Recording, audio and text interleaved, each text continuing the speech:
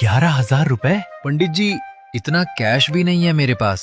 बेटा जी, सारे payment options available है। फिर क्रेडिट कार्ड ही स्वाइप कर लो। अरे वाह, आज मनोकामना की शॉपिंग ईएमआई पे करने निकले हो। अरे प्रभु, ये गाइड भैया मुझे इस सीक्रेट प्राचीन मंदिर में लाए। पंडित जी बोले, मोटा दान नहीं दिया तो पूर्वज नाराज और मनोकामना अधूरी। पूर्वज भी सेल्स पिच में, गिल्ट बेचो दान लो, बिजनेस सॉलिड है वैसे। चलो उन्हीं से पूछते हैं, भगवान को अपना बनाने की डील कितने में क्रैक हुई थी? माँ पार्वती। यहाँ 11,000 रुपए में भगवान का आशीर्वाद मिल रहा है, कुछ कहना चाहेंगी? मैं तो हिमालय की राजकुमारी थी, फिर भी शिव को पाने के लिए हजारों वर्षों तक कठोर तपस्या करनी पड़ी। अगर भगवान को पैसों से पाया जा सकता तो माँ तपस्या नहीं करती, राजमहल से चेक भेज देती। तो फिर दान ना करूं? दान जरूर करो, पर डर के नाम पर डील नहीं। और वैसे भगवान के ऑथराइज डीलर्स हमने कब अपॉइंट कर दिए? जहाँ भक्ति पर प्राइस टैग लग जाए वो भक्ति नहीं, व्यापार है।